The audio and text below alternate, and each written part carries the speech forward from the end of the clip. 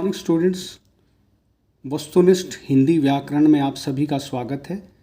आज की वस्तुनिष्ठ व्याकरण में हम वाक्यांश के लिए एक शब्द करेंगे। यह अति महत्वपूर्ण वाक्यांश शब्दों का संकलन है जो परीक्षा की दृष्टि से अति महत्वपूर्ण है, चाहे वो यूजीसी की परीक्षा हो, चाहे वो टीचर रिक्रूटमेंट्स की परीक्षा हो, चाहे वो ग्रुप सी और ग्रुप डी की परीक्षाएँ हों। ये अति महत्वपूर्ण वाक्यांश के लिए एक शब्द हैं। परीक्षा में आपको जरूर इनमें से कुछ ना कुछ देखने को मिलेगा। आइए शुरू करते हैं। पहला वाक्यांश के लिए एक शब्द देखिए, जिसे वाणी व्यक्त न कर सके उसे उसके लिए हम एक शब्द इस्तेमाल करते हैं अनिर्वचनीय। अनिर्वचनीय होता है जिसे वाणी व्यक्त नहीं कर सकती। दूसरा वाक्यांश शब्द देखिए, सरकारी गजट में छपी सूचना। सरकारी गजट में छपी सूचना को हम कहते हैं अधिसूचना। तीसरा देखिए, जिसके पास कुछ भी ना हो उसके लिए शब्द इस्तेमाल होता है अकिंचन। चौथा प्रश्न देखिए, देहरी पर रंगों से बनाई गई चित्रकारी, इसके लिए शब्द इस्तेमाल होता है अल्पना।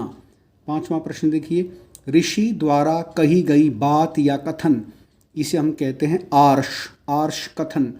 छठा प्रश्न देखिए, पैर से मस्तक तक, इसके लिए शब्द इस्तेमाल होता है आपाद मस्तक। आपाद मस्तक, आपाद मैंने पैर, मस्तक मैंने सिर। सातवां प्रश्न देखिए, नीले रंग का कमल, इसके लिए वाक्यांश के लिए शब्द इस्तेमाल होता है इंदिवर। आठवां प्रश्न देखिए, पत्र के उत्तर की अपेक्षा करने वाला, पत्र के उत्तर की अपेक्षा करने वाला, उसके लिए शब्द इस्तेमाल होता है उत्तरापेक्षी।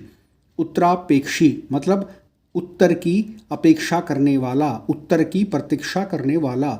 नौवां प्रश्न देखिए, विवाहित पत्नी से उत्पन्न संतान, उसे हम कहते हैं औरस। बड़ा महत्वपूर्ण वाक्यांश के लिए एक शब्द है औरस पुत्र। विवाहित पत्नी से जो संतान उत्पन्न होती है उसे हम औरस संतान कहते हैं। 10वां प्रश्न देखिए, बीज से जन्म लेने वाला, बीज से जन्म लेने वाले को हम कहते हैं उद्भिज। 3 प्रकार के प्राणी होते हैं, उद्भिज, स्वेदज, अंडज।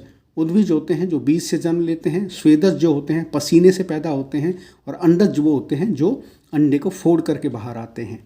11वां प्रश्न देखिए, लता वृक्षों से घिरा एकांत स्थान, उसके लिए शब्द इस्तेमाल होता है कुंज। लता वृक्षों से घिरा एकांत स्थान कुंज। 12वां प्रश्न देखिए, ऐसा ग्रहण जिसमें सूर्य पूरा ढक जाए उसे कहते हैं खग्रास। खग्रास जो ग्रहण होता है, खग्रास सूर्य ग्रहण, उसमें सूर्य पूरी तरीके से ढक जाता है कुछ क्षणों के लिए। 13वां प्रश्न देखिए, शीघ्र न पचने वाला भोजन, उसके लिए शब्द इस्तेमाल होता है गरिष्ठ। ऑयली खाने को हम गरिष्ठ खाना कहते हैं जिसमें ज़्यादा घी और तेल इस्तेमाल किया जाता है। 14वां प्रश्न देखिए, गद्य पद्य मिश्रित रचना। गद्य पद्य मिश्रित रचना को हम कहते हैं चंपू काव्य। 15वां प्रश्न देखिए, बौद्ध भिक्षुओं का वस्त्र, बौद्ध भिक्षुओं के वस्त्र को हम कहते हैं चीवर। 16वां प्रश्न देखिए, जीतने की इच्छा वाला, इसके लिए शब्द इस्तेमाल होता है जिगीषु। 17वां प्रश्न देखिए, शीघ्र चलने वाला, इसके लिए शब्द इस्तेमाल होता है द्रुतगामी। 18वां प्रश्न देखिए, जिसका निवारण कठिन हो, उसके लिए शब्द इस्तेमाल होता है दुर्निवार। 19वां प्रश्न देखिए, बिना पलक झपकाए हुए, इसके लिए शब्द इस्तेमाल होता है निर्णिमेष। निर्णिमेष हम उसे कहते हैं जो बिना नेत्र झपकाए लगातार देखे। 20वां प्रश्न देखिए, पानी अथवा समुद्र में लगने वाली आग, इसके लिए शब्द इस्तेमाल होता है बड़वाग्नि। 21वां प्रश्न देखिए, मद्यपान करने वाला, मद्यपान मैंने शराब पीने वाला, उसके लिए शब्द इस्तेमाल होता है मद्यप। 22वां प्रश्न देखिए, युद्ध की इच्छा रखने वाला, उसके लिए शब्द इस्तेमाल होता है युयुत्सु। बड़ा महत्वपूर्ण वाक्यांश के लिए एक शब्द है युयुत्सु, हम कहते हैं जो सदैव युद्ध की इच्छा रखता हो, लड़ने की इच्छा रखता हो। 23वां प्रश्न देखिए, जो बुलाया न गया हो, उसके लिए शब्द इस्तेमाल होता है अनाहूत। 24वां प्रश्न देखिए, जिस नायिका का पति परदेश चला गया हो उसे हम कहते हैं प्रोषित पति का। ये अगले 3 प्रश्न 24, 25, 26 अति महत्वपूर्ण है। वाक्यांश के लिए एक शब्द आम किताबों में आपको देखने को नहीं मिलेंगे, इसलिए ये सीरीज आपके सामने प्रस्तुत की जा रही है। जिस नायिका का पति प्रदेश चला गया हो उसे हम कहते हैं प्रोषित पति का। 25वां प्रश्न देखिए, जिस नायिका का पति प्रदेश से वापस आ गया हो उसके लिए शब्द इस्तेमाल होता है आगत पति का। 26वां प्रश्न है, जिस नायिका का पति प्रदेश जाने वाला हो उसके लिए शब्द इस्तेमाल होता है प्रवत्सयत पति का। प्रवत्सयत पति का। 27वां प्रश्न देखिए, कनक जैसी आभा वाला, उसके लिए शब्द इस्तेमाल होता है कनकाभ।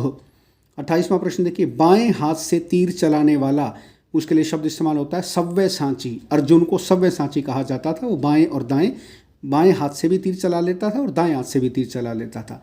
तो बाएं हाथ से तीर चलाने वाले के लिए शब्द इस्तेमाल होता है सव्यसाची। 29वां प्रश्न देखिए, जो लौट कर आया है उसके लिए शब्द इस्तेमाल होता है प्रत्यागत। 30वां प्रश्न देखिए, जिसे मापा न जा सके उसके लिए शब्द इस्तेमाल होता है अपरिमेय। अपरिमेय उसे हम कहते हैं जिसे मापा नहीं जा सकता। 31वां प्रश्न देखिए, मंच से सूचना देना उसके लिए शब्द इस्तेमाल होता है सूचना प्रसारण।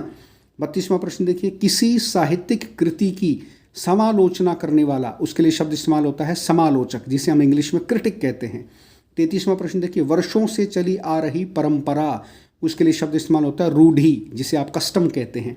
34वां प्रश्न देखिए, दो भिन्न जाति के माता पिता की संतान उसके लिए शब्द इस्तेमाल होता है वर्ण संकर। वर्ण संकर संतान वो होती है जो भिन्न जाति के माता पिता की संतान हो। 35वां और अंतिम प्रश्न देखिए, दो भाषाओं के मेल से बने शब्द उसके लिए शब्द इस्तेमाल होता है संकर शब्द। संकर शब्द वे शब्द होते हैं जो दो भाषाओं के मेल से बनते हैं। तो स्टूडेंट्स, इस प्रकार से ये अति महत्वपूर्ण वाक्यांश के लिए एक शब्द हैं जो आपके आगामी परीक्षाओं में आपको देखने को मिलेंगे। आप इन शब्दों को ध्यान से कीजिएगा, जरूर आपको परीक्षा में मेरे इस संकलन में से कोई ना कोई शब्द देखने को मिलेगा। व्याकरण के किसी अन्य विषय को लेकर के मैं एक बार फिर आपसे रूबरू होता हूँ। धन्यवाद।